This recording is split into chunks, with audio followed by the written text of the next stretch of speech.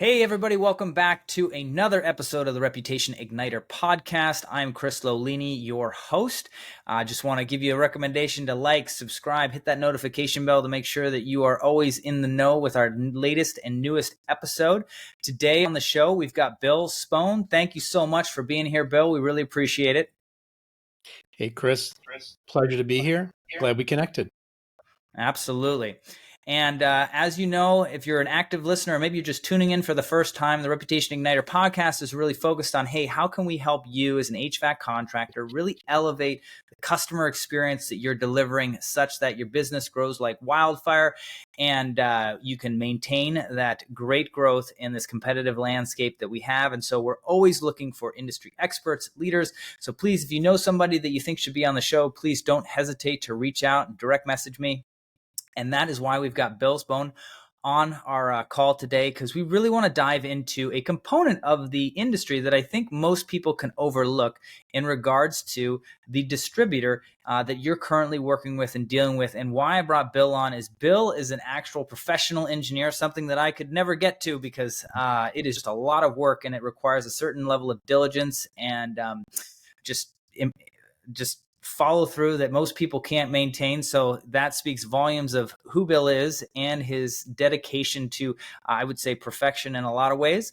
And so Bill's been a professional engineer for many, many years. But on top of that, he has also owned TruTech Tools, which is a distributorship, has one warehouse through which they move all of their equipment, all their products. And he's going to talk a little bit about the team that he's arranged around him and just the different sort of approach that he's taking to the industry and how he's supporting us and helping us grow in a very unique and amazing way. And so this sort of unique innovation that he's done, I think you've been the owner for about 14 years. Is that correct, Bill? A little bit longer? Yeah, since 2009. Yeah, 14 years. 2009, right? So definitely seasoned in this. He knows how to support you guys. And so I just wanted to kind of bring him on today to really talk about what changes he's seeing in the industry, what that impact is on the relationship one should have with the distributor, and ways to really leverage that relationship in a very positive way to help serve and grow your business. And so with that, Bill, why don't we just kind of kick things off and just help me understand, like, what would you say is the state of the union in the HVAC industry in your world in terms of tools, equipment, and maybe the supply chain of getting those to our HVAC contractors out there in the field? Well, thanks again, Chris. I think there's a continuing kind of heightened elevation to doing work properly the first time and the recognition of the ongoing costs that come back if you don't get it right the first time. And that stems all the way from the correct design, equipment sizing, using load calculation software. And that's a lot of things. A lot of times people forget that, feel one-for-one replacement is adequate. And many times it really isn't. And it can bite you because there's changes to the house or the building, or they've never had a proper load calculation done before. So it starts out right there with design, and then it moves on to equipment selection and proper distribution systems. Usually ducts for air handling, and then it gets into the equipment installation itself, and all these steps really. If some of your listeners might recognize, I'm really preaching the ACCA manuals. Uh-huh. So manual J, manual D, T, S, all the way through. All those manuals are really not meant to slow you down. They're meant to improve the quality of the work. And embracing those can really make a difference for the health of your business in so many ways. So Bill, let's dive into that a little bit more. How would you recommend? I mean, I think obviously as an owner, when we start our business, we're very much couched in the idea of providing, something that's, just top-notch service. We want to differentiate ourselves, right? Usually if we've maybe broken off from, a previous business that we were working for and starting out on our own thing, right? Like we think that we can do something better, or we think we can do, there's some other additional advantage that we can do, right? And so usually, like you said, relying on maybe better design, better customer service, there's some element, right? How, though, when you're scaling up your business and no longer are you like a one-man shop, but maybe you've got a couple of techs that are working for you, what have maybe you seen, across the industry and across your customers? Like, what are maybe some best practices to get the buy-in that you need to get from, an employee of yours that maybe, their reputation and their lifeblood is not on the line when somebody is doing poor design, but yours is, right? Is there anything you would maybe note? Or A couple things. I think they need to understand how the business makes money, uh, and what costs the business and what benefits the business in that process. And we do that. We're in a different kind of business. We do that at TruTech. We do share the profit and loss statements every quarter with the whole staff and explain how money comes in, how money goes out, to get an appreciation for that, and then that gives people, I think, it gives people an understanding of how they can contribute to that being overall better. So one way is being transparent about the business finances. If you can do that, I think it's a really good idea. And at first it's kind of scary. It's like, oh, well, they're going to know. Well, you know what? You would rather have somebody that knows than somebody that doesn't know and makes it up in their mind, whatever it is. Yeah. And then secondarily, I think lead by example, and that would be to become a learning organization. A lot of best practices I see in contractors are those that have regular trainings. They pull their staff in 7:30 in the morning and give them a half-hour dose of something, maybe once a week, maybe twice a week, maybe in rotation. Maybe it happens in kind of a different cadence or sequence, but you never stop learning because there's so much to learn. And like in the words of my friend Brian Orr at the HVACR school, learn what you may not have learned in the beginning or what you forgot. There's just so much information. HVAC is such a complex trade. Yeah. Well, I love that.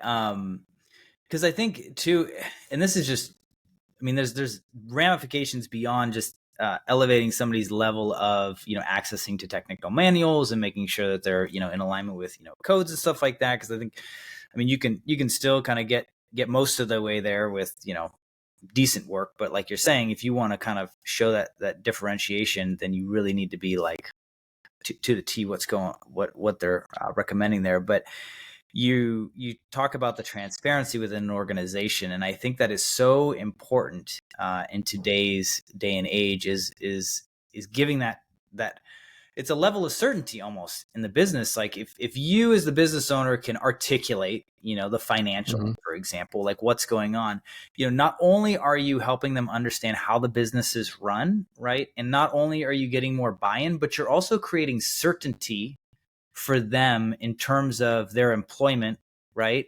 And that in and of itself, I think, is one of the things that most humans are in search of constantly, right? Is just that certainty and that knowledge. And so, inadvertently, just by trying to get people all on the same page, continuing to learn in an ever evolving industry, right?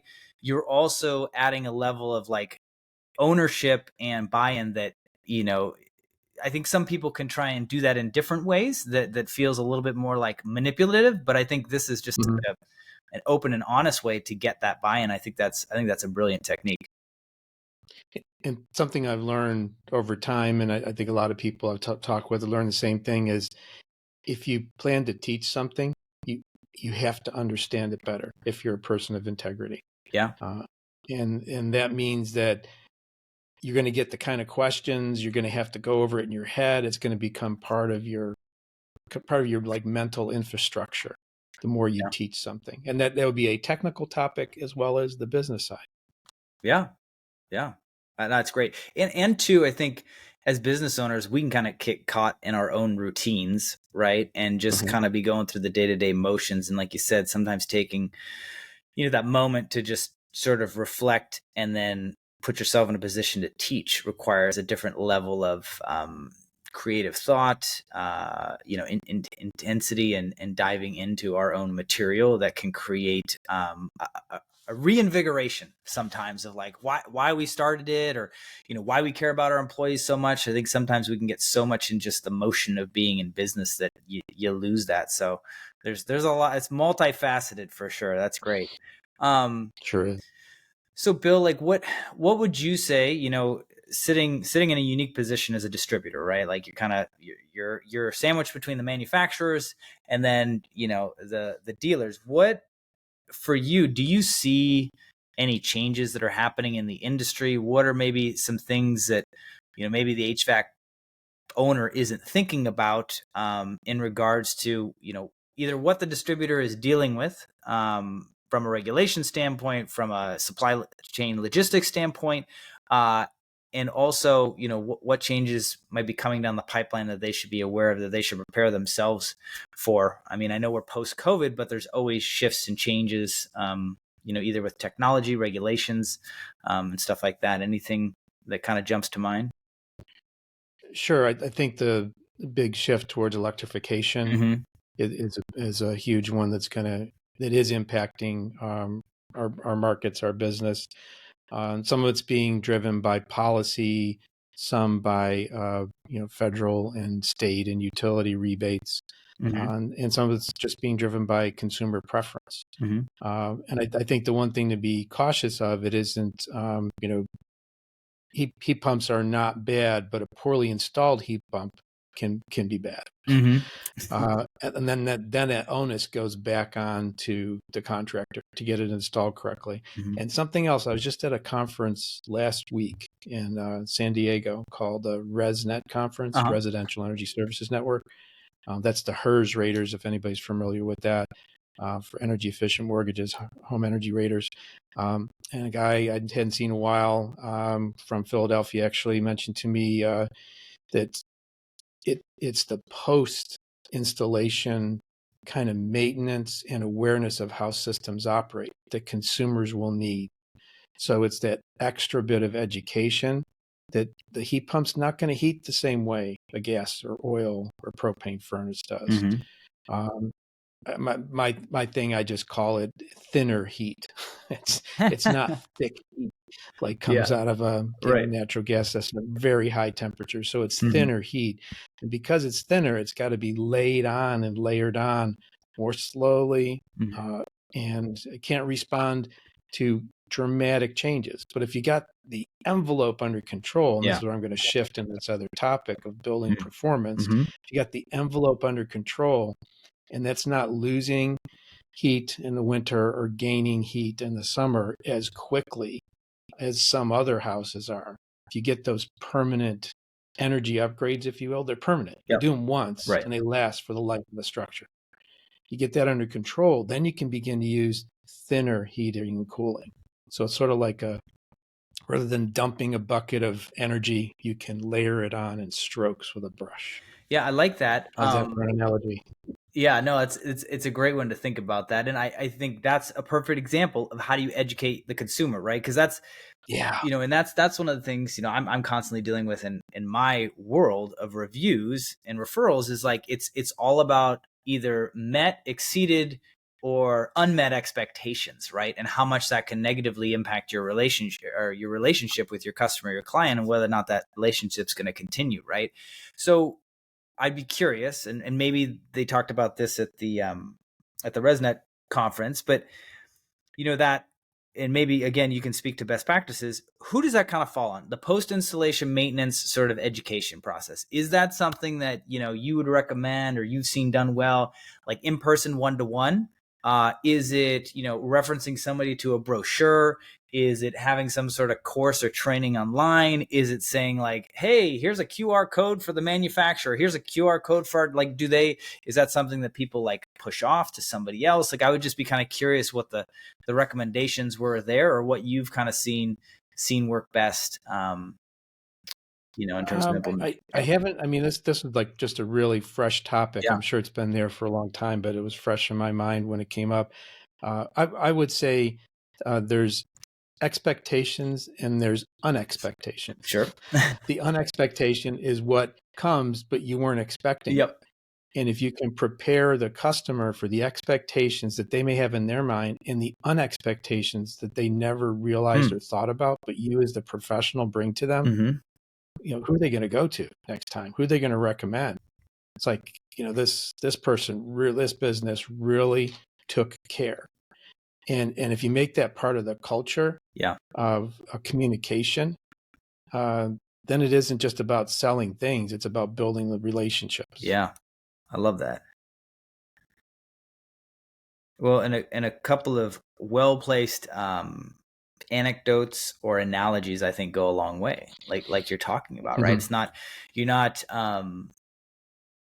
dumping a bucket of energy into a house, like you said, but you're kind of layering it on, right? And maybe talking about, and I don't know what kind of analogies could be good ones there. You got to think through those, but the idea of somebody being able to visualize what's going on, right? And I think the other piece too is that sure, you can explain what's happening, right? But you also gotta communicate what the benefits of doing something like that are versus like the traditional. Because most people in that, when we get, great, I understand how it works, but that's not what I want, right? Like I want the big dump of energy, right? And you go, well, you have to understand, the way a house is supposed to work, the way your house is built, is supposed to maintain and retain that heat. You shouldn't have these large swings, in energy and the efficiencies of having a system like this versus the old way. And although, yes, you could sit in front of the heater and you could, de-thaw your hands, right? Which is good in the short term, right? Long-term energy bills, environment, whatever you kind of want to wrap up into that, I think is an important piece to help them understand, that the benefits aren't just the immediate fact that you're warming yourself or your house, but that there's other ramifications that I think is important, right? So awesome. So Bill, sorry, you were going to talk about energy or environmental efficiencies, or I think there was another. No. Okay. Good. I guess I will draw another analogy. I just got an electric vehicle about 4 or 5 weeks ago. Okay. And it's different. It's different than a gas engine. And it's those differences that you can either, the more like, I had to do a lot of learning and just kind of assessing. It's just, those kind of things are different. Yeah. And that would be the same, I would say, for like a heat pump. So in this market, this world of energy transition, with, going to more electric or electrify everything, as Nate would like to say, there are some differences in the way things perform and your expectations and your unexpectations. Yeah. Yeah, it's funny you mentioned that because my wife and I were just back visiting friends in Seattle, like I'd mentioned before we started recording. And my wife unknowingly rented an electrical vehicle. And we were kind of like, I was like, well, that's cool.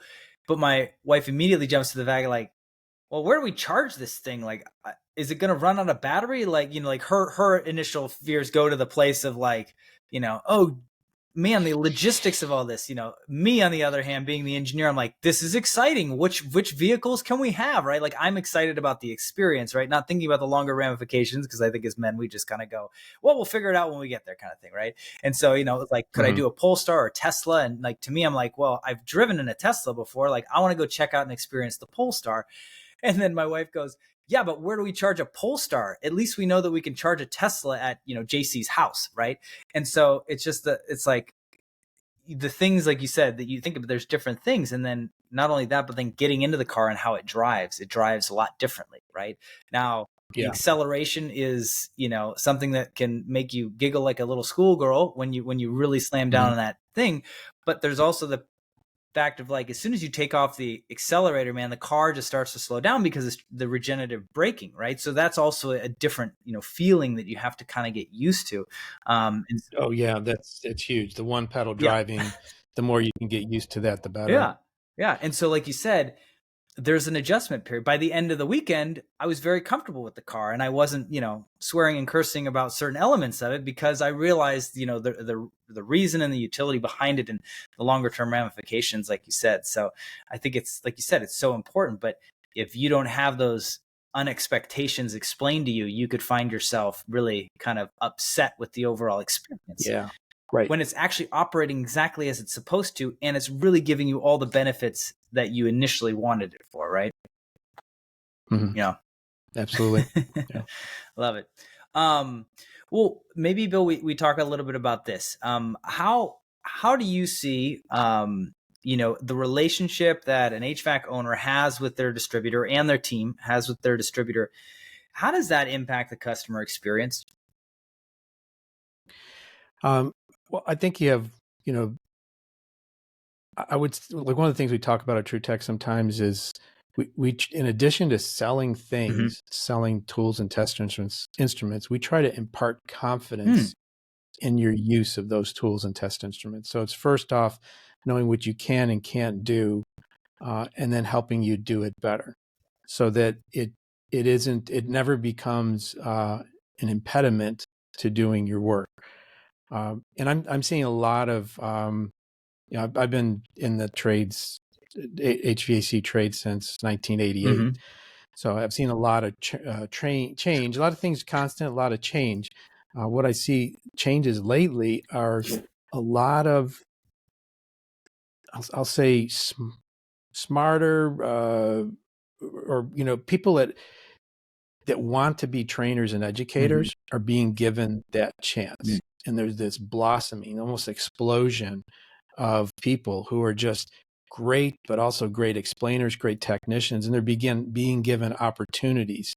There's a guy named Chad Simpson. Mm-hmm. He's got a business called Simpson Salute in southeastern Ohio, near TruTech, and he's actually run something called the Fast Track Training Lab, where he trains his staff, but also his competitors. What? And he brings in people. He brings in manufacturers to do training. He has his own person, full-time, Ben, on staff, who does training for people. Web Supply, which is near us in the Ohio region, Haybiger, which is across the Midwest, and Johnstone Supply, bringing in National Comfort Institute, NCI, just an explosion of training opportunities, and an explosion of the opportunity to train for technicians who get it, who want to go a little bit further, who have gotten so deep into it that they feel excited about sharing information. Yeah. Oh, I love that. What, I think there's an important sort of piece to that too, right? Is if a tech has confidence in the equipment that they're using, right, and they understand that the distributor that they are working with also has that same excitement around that, I think they can also convey that to the customer, right? And those are all opportunities for explanation and insight.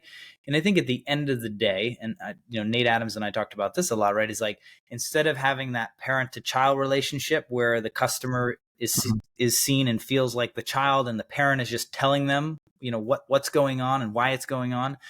If they're even doing that, sometimes it's just what's going to go on. Instead, being more of a peer-to-peer, right? And that you're in this journey kind of together and explaining. I think understanding the importance of all that stuff. And sometimes, well, I would say most of the times, most consumers, they don't care, but they do care in the sense that, like, they want to know that you know your stuff, but they don't really care how it works. They just want to make sure that it works, right? So It's almost like you just kind of have to initiate going down that route of kind of explaining what you're doing, why you're doing it, why you're using the tools, to the point where somebody goes, that's great. You clearly know what you're doing. Like, just how much does it cost? Like, they're going to want to get to the how much does it cost, but it's just even those little like attempts or the initiation of that, and feeling rooted in what you're using and why you're using it, I think can be so helpful. And why not lean on a distributor to educate your team, right? Because I think that's the other thing, is an HVAC business owner. Like, sometimes you feel like it's all got to come from me. All the education's got to come from me, and it doesn't, right? You have to realize you have put a team in place to build these other relationships, right? Why not capitalize on the relationships that they've built, the time that they've spent, right, to use them and have them stand in front of your team and educate on something specific, right? That, that's when you've really got an awesome, machine that's serving the community in that capacity, when everybody's on board and you're getting that cross-pollination of education and information. That was something that Angie Snow and I were talking about, is like, making sure that your CSRs go out, with a tech on occasion, right? Not like every call, obviously, because they need to be in the office, scheduling stuff, but on a regular basis, going out and experiencing that with each tech, so that they know the differences maybe between each tech, and helping understand, and then being able to communicate that to the consumer. Again, like I said, 80% of consumers aren't going to care, but if you do share, they realize that, wow, there is a level of ownership throughout the organization that is just not happening at the competitor, right? So I love that suggestion there.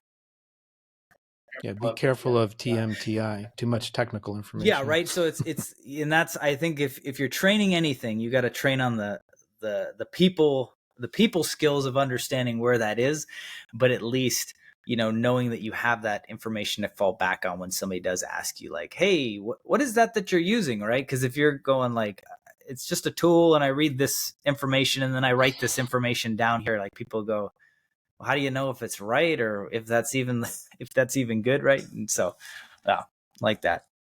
One other aspect, which I would be remiss if I didn't mention, is the idea of using software and apps to guide your workflow and guide your process and improve and keep things consistent.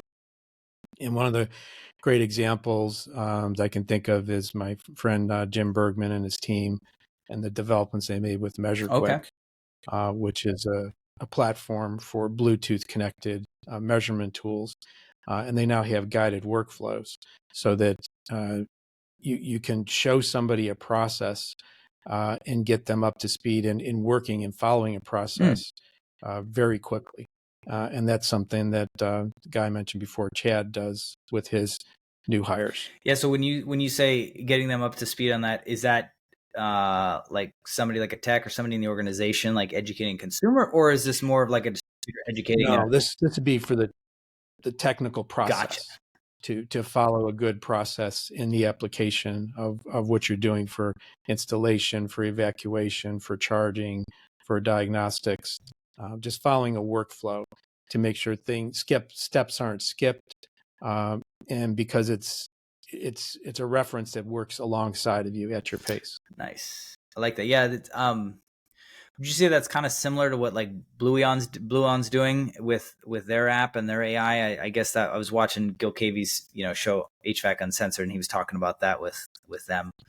Is that kind of similar, or is that a little I haven't more? looked at Bluon lately.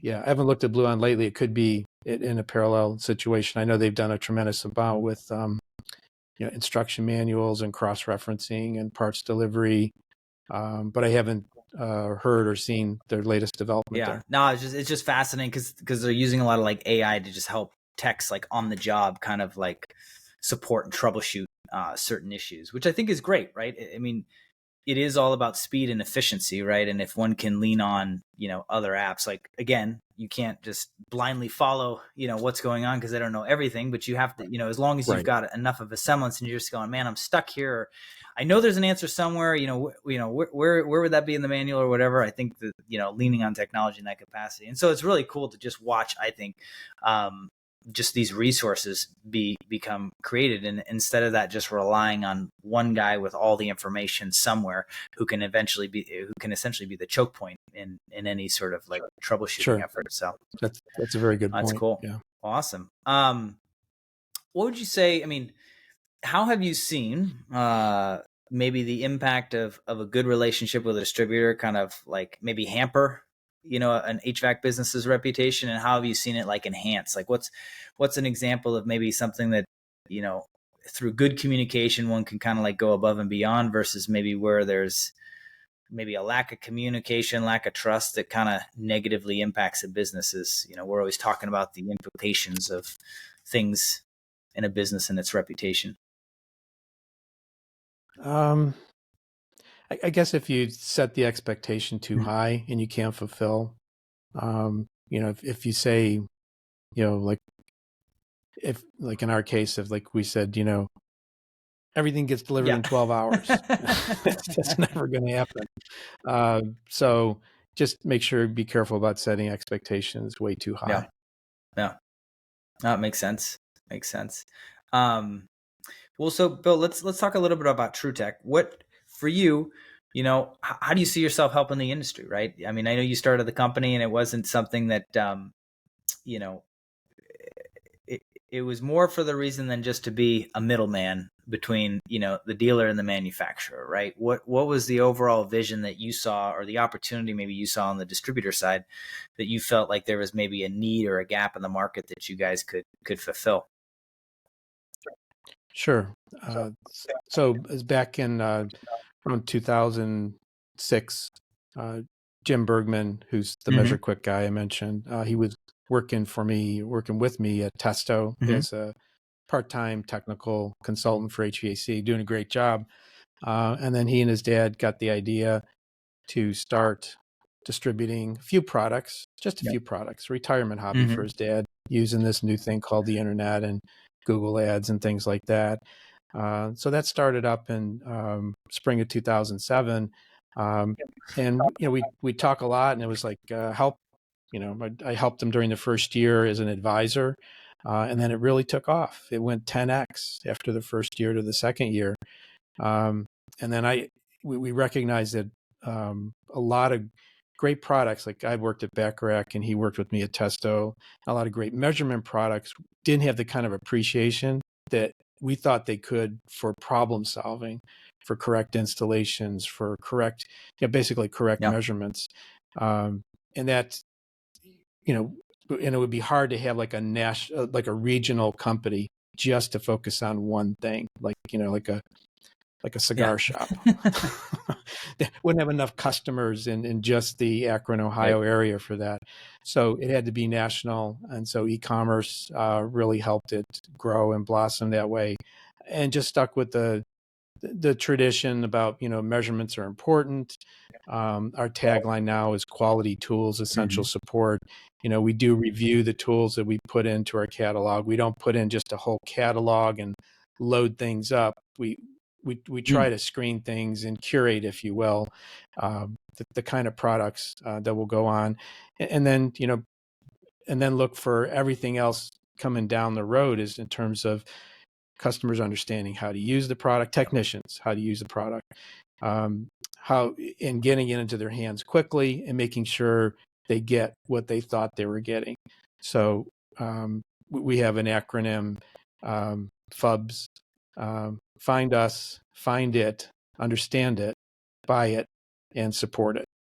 So we try to focus on all those things. So we get out there and interact with the community to be found. Once we are found, as in found our website or on the phone with us or whatever, find it, the thing that you're looking for. But we always try to put it in a platform of application or process. So it isn't just a thing that you need, but it's a thing that's part of a process. And frankly, that helps us sell more products because it usually involves more products to do a process correctly. Sometimes you're looking for a missing component in your process, that always happens too.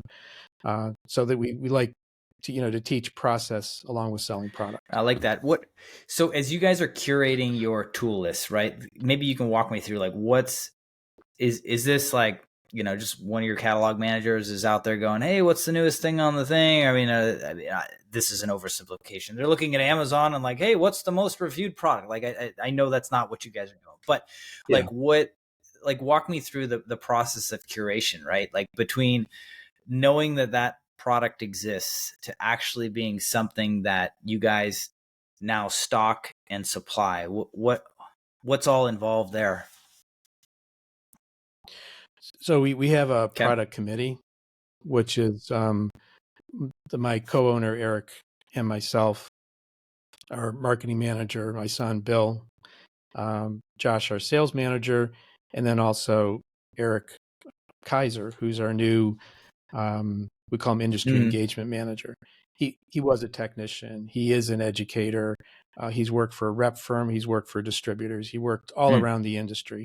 And he really understands, how things work, and has much hands-on experience. So we rely on him heavily to say, where it fits in sort of our theme. We look for things that are unique, problem solvers, time savers, performance enhancing products, and not the kind that you would buy, with powders and things like that. And also, anywhere from, basic to more advanced products.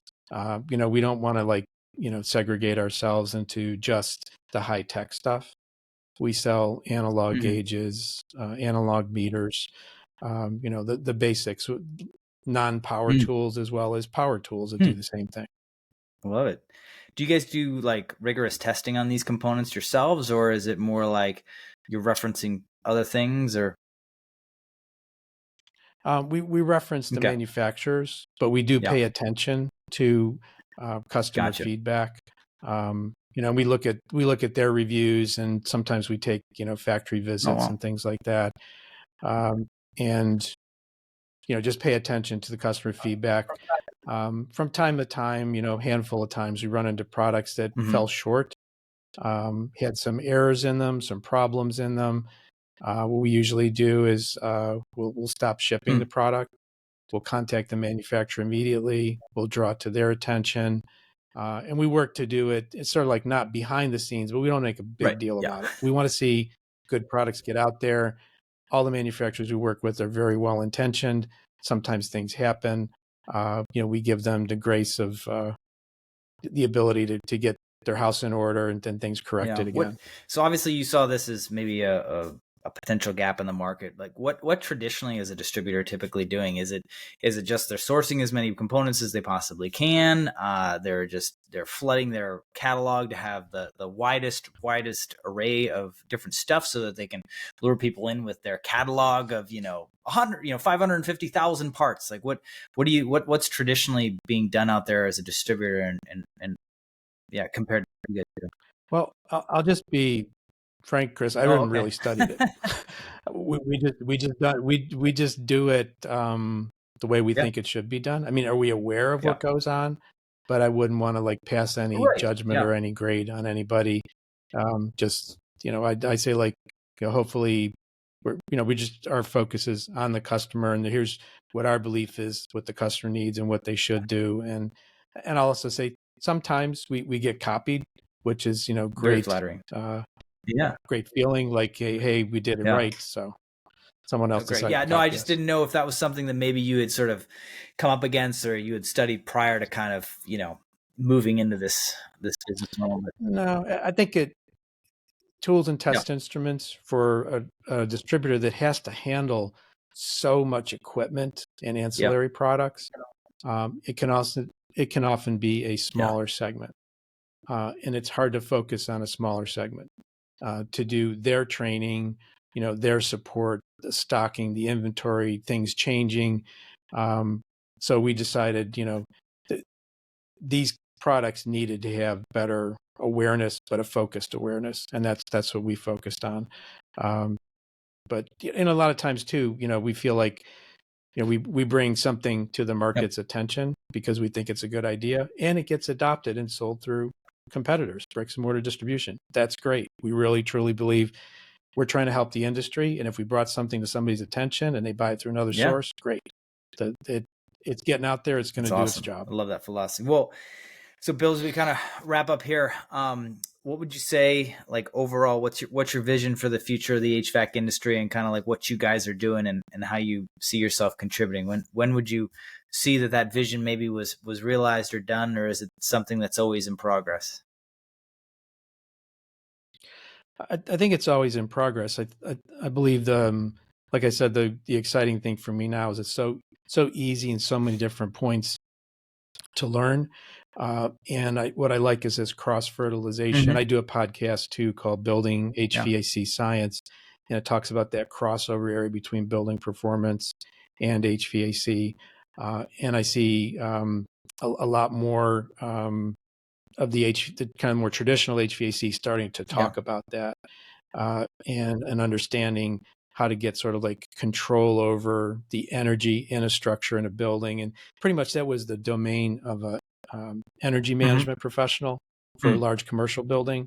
But now uh, an HVAC contractor can think like that for their customers in light commercial and for residential.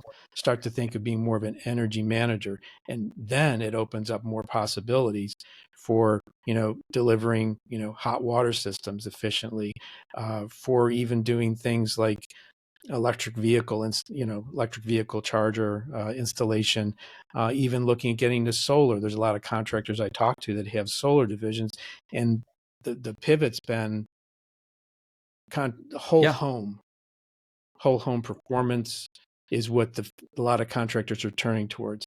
And the way I think of it is the HVAC industry, the HVAC businesses deal with every level of complexity, from structural, construction, electrical, of course, HVAC equipment installation, plumbing, all the way down the line. Even some do roofing, and siding and things like that. It's just the professional that takes care of the homeowner or the home resident. And on that note, I'm actually working with a startup company called Duckling. Wanted to plug that quickly. It's getduckling.com, GETDUCKLING.com. And what we're focusing on building there, this is an external project to TruTech. What we're focusing on building there is a way of quickly assessing a home, making a plan for the homeowner, and then delivering a presentation of choices.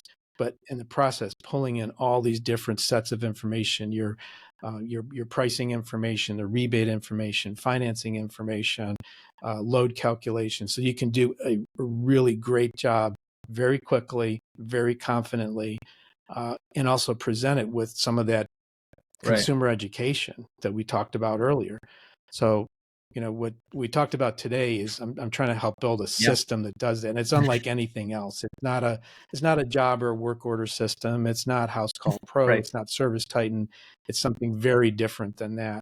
And we're excited about launching it in the spring of next year. That's 2024. Great. Well, thanks for sharing that, Bill. And thanks again for being on. I really do appreciate your insights, your wisdom, and just the perspective that you have in the unique position that you lay within our industry. And so I think that was hopefully pretty helpful for, the HVAC owner out there who's kind of wondering, hey, other than getting my parts, what does a distributor do? Right. And so it's just great to see that there's just a lot of, methodic and diligent work being put into the products that are being curated for them. And it's not just sort of like, anything and everything gets into the catalog, but instead people are making intelligent decisions. There's a lot of thought going into what is being, accessible. And then, like you said, just making sure that you also not just have it, but you have it on hand, you can ship it, it ships in a timely manner and all that kind of stuff. And so I know we talked about TruTech tools. You talked a little bit about your podcast, about Duckling.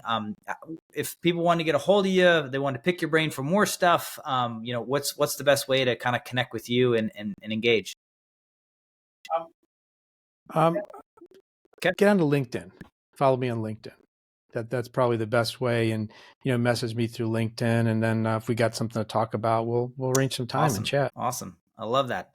Well, thank you again, Bill. We really appreciate it. That wraps up another episode of the Reputation Igniter podcast. Again, we're so excited that you tuned in today. Hopefully you got some great wisdom from Bill, and we just encourage you to check out some of the other episodes and just continue to round out your knowledge in the industry. Our hope is to kind of synthesize some of the industry experts' knowledge and wisdom for you to just continue to elevate your own level of thinking, your understanding of the industry, and the way that you help serve your community through your company. Again, like, subscribe, hit that notification bell. And if you're listening to this on a podcast platform, we pray that you would be so kind as to write us a review. Those things are what really, really helps us get this word out, get this podcast in front of other HVAC owners so that they can continue to elevate their game, and our industry as a whole can continue to level up in its professionalism. And one of the things that I've been thinking about and sharing about lately is that my hope is that our industry, the only barrier to entry is your level of professionalism, not in the sense that we want to keep anybody out, but just that we don't have any of the chuck and the trucks coming in and making a bad name for us in our industry, but instead that if you want to play ball in the HVAC industry, you got to come with your A game for sure. So we look forward to continuing to serve you, and please tune in to our next episode. Thank you so much for listening. We'll see you next time. Thank you, Chris.